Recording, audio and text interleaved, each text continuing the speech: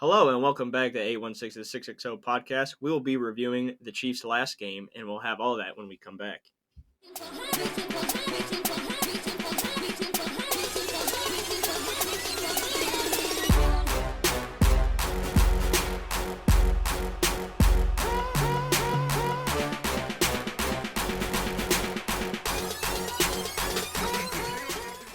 In today's episode, we'll be talking about the Week 2 battle we had against the Chargers that kicked off last Thursday. In ceremonious fashion, Arrowhead was rocking. The crowd was loud. I would say some even eardrum ruptures. I mean, some people left the game. No, I'm just playing. But yeah, it was Arrowhead was loud. But in ceremonious fashion, sometimes in Arrowhead, the Chiefs find themselves down early. They were down 10-0, and they found a way to kind of get it back going when Mahomes was flush from the pocket and had a little bit of that sidearm action, a little bit. Worked his Mahomes magic, got him in for a touchdown to put him to 10-7, and that was a McKinnon touchdown. Chargers were driving the field to what looked like an easy score, but out of nowhere, Mike Williams had this insane one-handed below-the-belt catch. I mean, it was something that was absolutely insane. Being there at the game, I may have not had the best view, but to see him pull in the touchdown to go up 17-7, even as a Chiefs fan, it was still something impressive. Being a sports guy, it's nice to see big plays like that, especially when they had their number one target out. Keenan Allen wasn't playing, so they had to rely on guys like Gerald Everett, again, Mike Williams, Austin Eckler, their big back.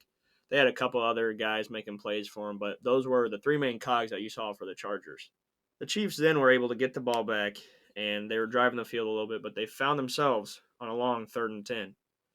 In ceremonious fashion again, Patrick Mahomes magic, throws an absolute dime to Justin Watson. Just, steps up in the pocket, delivers the ball on the run a little bit, and I mean, right here in the breadbasket. But J.C. Jackson did get a hand on the ball, but Watson brought it in for another touchdown, bringing the Chiefs to a 3-point deficit, 17-14, going into halftime. Coming out in the second half, the Chiefs were able to stop the Los Angeles Chargers, and they were able to drive the field. And our kicker that we had signed this past week, Matt Amendola, guy's actually jacked, by the way. You see a picture on him on Instagram. Go look at his muscles. Dude looks like he should be playing middle linebacker. It's absolutely insane. Kickers shouldn't be looking like that. Anyways, Matt Amendola was able to drill a pretty decent kick to tie the game up 17-7. On the ensuing drive, the Chargers were able to drive down the field again.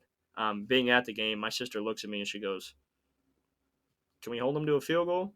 Can we hold them?" I'm like, "I don't know. They're driving well. They're playing good. The Chargers are just driving on us. They were getting on our defense on early drives in the game or early in the second half." Out of freaking nowhere, man. I mean, out of nowhere. Absolutely insane. Rookie Jalen Watson takes it 99 yards to the house. Pick six as a rookie. First interception, and he scores a touchdown.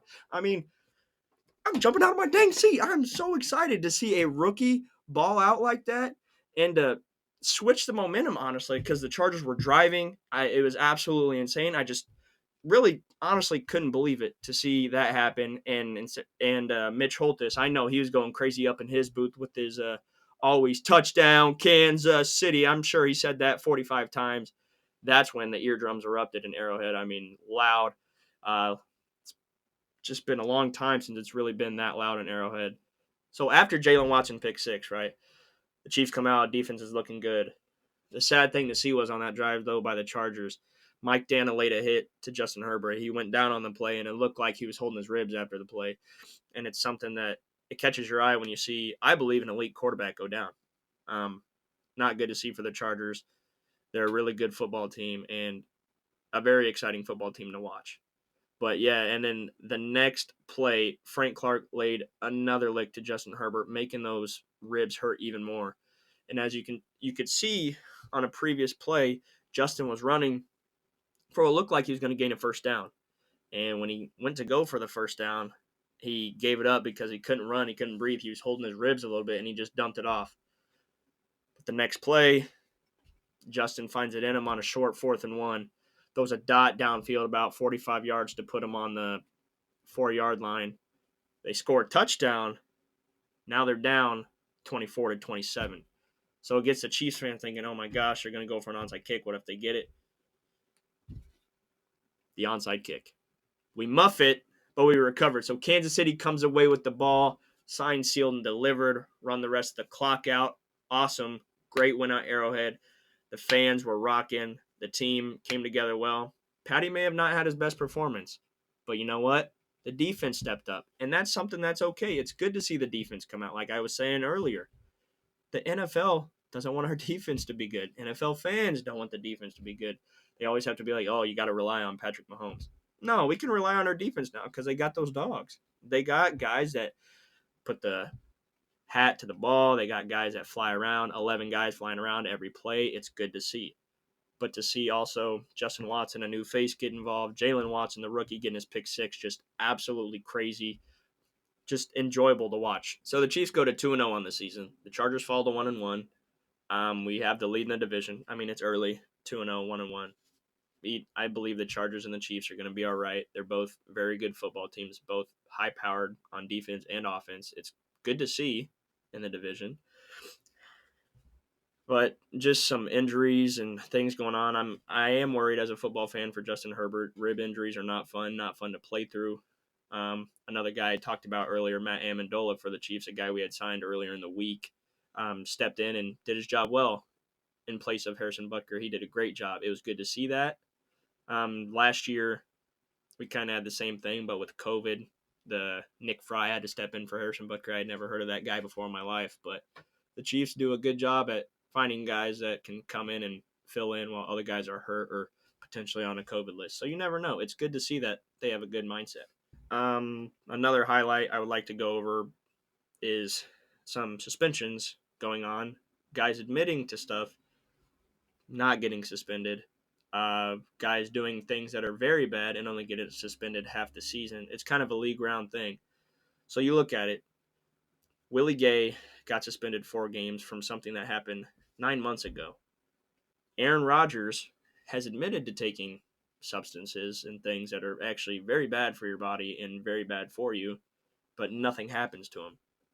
Deshaun Watson does some very bad things, as I'm sure we all know, only gets suspended 11 games and comes back against his former team like they didn't plan that. Like, come on. We won't get too much into it, but it's kind of crap. Then Calvin Ridley betting on his own team to win, spending less than $1,500, gets suspended a whole year for something that wasn't even an outrageous amount, betting for his own team, not against, not throwing any games, playing as well as he could a whole year. And then you have Josh Gordon, 25 plus games for the Devil's Lettuce. 25 plus games is something that I believe is crazy for that. But then Deshaun Watson doing his illegal things behind the scenes is uncalled for. It's kind of it is a disgusting act. It's sad to see that the league thinks that players are above the law. I mean, you can see it in the suspension. Guys like that shouldn't be allowed to play again. That's just my opinion. Some people may agree, some may not. It is what it is.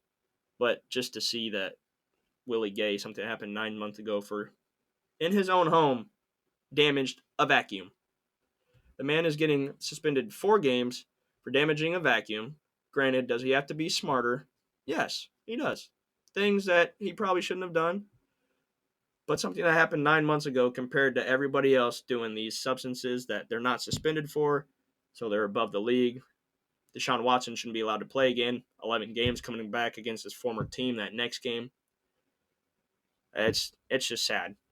But anyways, I won't try to harp on that too much anymore. I'm excited for this next matchup against the Indianapolis Colts. What's going on in Indy, I have no idea. They're starting 0-2, getting shut out by the Jacksonville Jaguars. That is something that probably nobody could have predicted. Just unfathomable, honestly. I didn't even know I could say that word, but it is. 24-0. JT didn't produce. Matt Ryan's not looking good, but the thing is, when you get shut out and the team is coming into your home again, you don't want to start 0-3. On paper, the Chiefs are better, yes. But sometimes when you're a higher team, you tend to play down to other levels till you figure it out. I think we win this game. I'm not going to say it's going to be easy. It should be easier, but you can't say that. stuff happens. It's professional sports. I mean, you even see it in college. Teams get upset all the time. I'm excited, though. It's a 12 o'clock kickoff in Indianapolis. We're gone for the next 2 weeks, but then we'll be back at home against a division opponent, the Raiders. It's really exciting. I believe the Chiefs take this one, though, 35-20. Very exciting. More football to come. Hopefully, Patrick Mahomes gets in a groove again. Maybe 5 touchdowns this next week. That's my prediction. I need him for fantasy, so need you to pop off, Pat, please, if you see this video. No, I'm just playing. But anyways, thank you for tuning in to the 816's 660 podcast. Please remember to like, share, and subscribe, and we'll be back next week. Deuces.